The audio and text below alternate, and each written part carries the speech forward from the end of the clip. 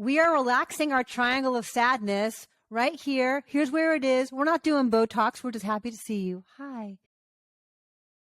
To talk about Triangle of Sadness, the latest from Ruben Östlund, who did Force Majeure and The Square. But first, do you love how we look? We love how we look because now we're in Riverside. Look at us taking up the whole screen. So presumptuous of us. But Riverside allows us to come to you in 1080p. It allows you to record video and audio for podcasts, or even just have meetings.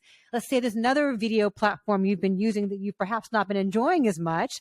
Please come visit Riverside. It's totally easy and fun to use. We'll have a link to it down below. I'm so glad that I found them, so go check it out. Alonso, what is Triangle of Sadness about? Suddenly I'm dressed in something way less expensive.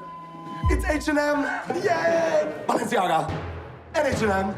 Balenciaga. This is a film, true to its title. It is divided into three parts.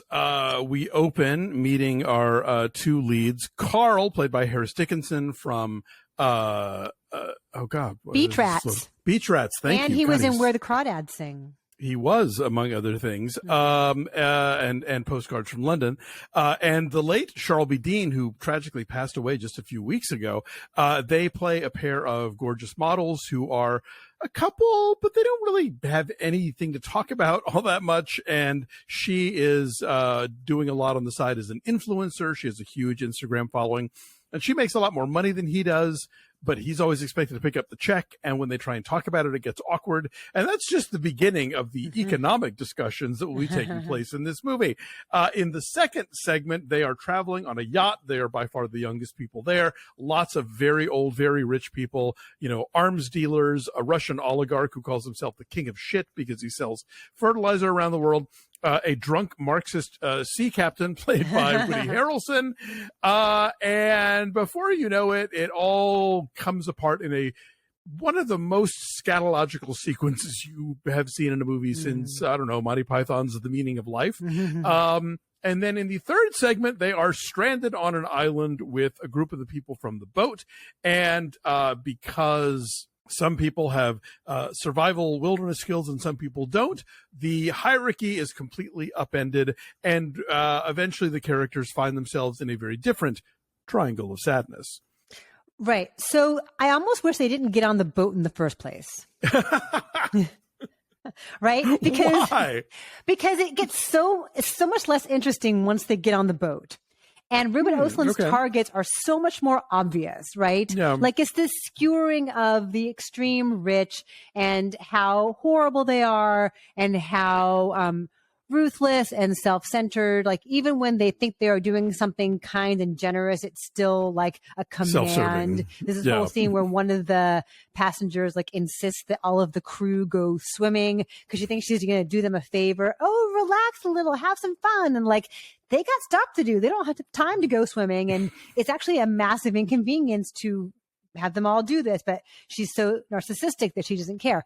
I think that is such an obvious target, you know, the extreme 1%, that I don't know what new he is saying about it. And then the whole scene where everyone is like puking and like pooping everywhere, it just goes on so long. Like at first I was like, oh God, like the tension builds, like, oh God, as you see, they're all eating oysters and the ship is going back and forth. So the tension of the potential of that is way more interesting than watching them all like sliding around in their own filth. Like it gets really, it's a lot. So it's really indulgent. So if you've got like a weak stomach for that kind of thing, if watching somebody else yak makes you want to yak, this is not the movie for you. But then because they got in the boat, it takes us to the third section, and that is really extraordinary. And the tension there, and Dolly De Leon is incredible as one of the crew members on the ship, and how her role changes. But again, I just don't know what he is saying that's new or inspired. And I feel like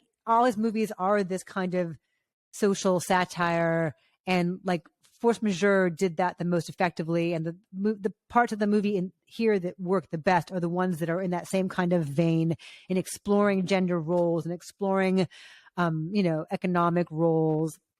And it's a smaller kind of statement than how enormous and grand it gets. What would you think?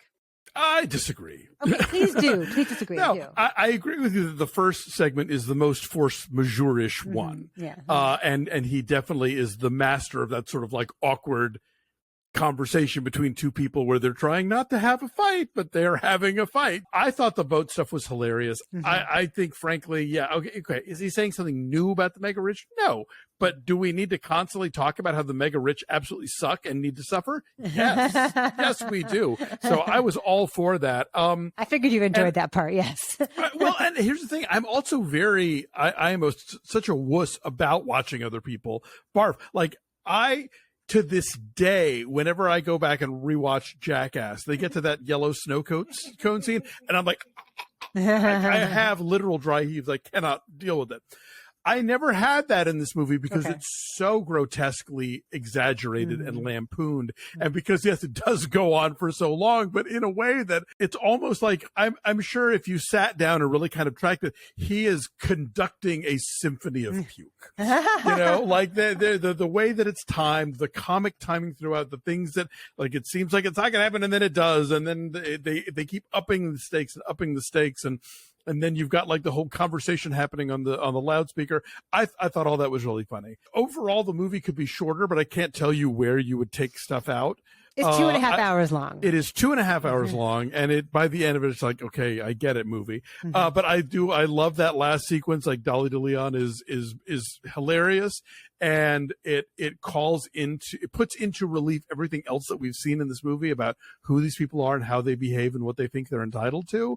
Subtlety is not his bailiwick here, but it rarely is, frankly. I mean, like, yes, force majeure is about like underlying tensions in a couple, but like the square is just putting it right there, you know. So square is very in your face. It's literally barking in your face. Yes, exactly. Yeah. So this is barfing in your face.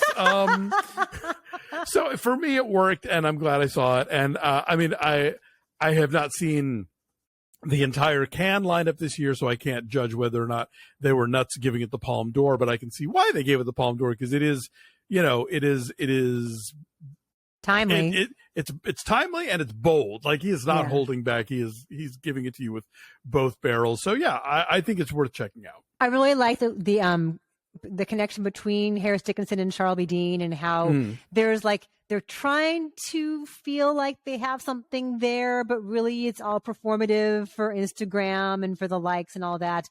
Charlbi Dean died at 32 a couple months ago.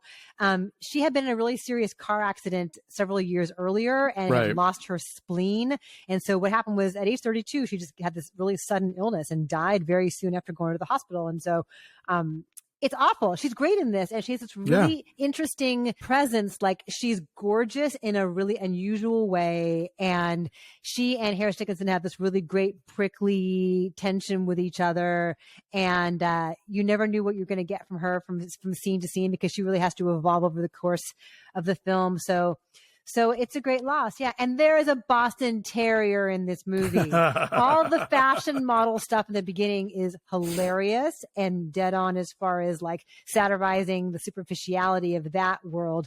But there's a totally random Boston Terrier that made me so happy. So I recommend it for that alone. But I'm saying 6.8. Wow. I said 8.3. I went even a little higher in our conversation about it, because it just reminded me of things I like about it. Yeah. I think it's an audacious movie, but clearly not for all tastes.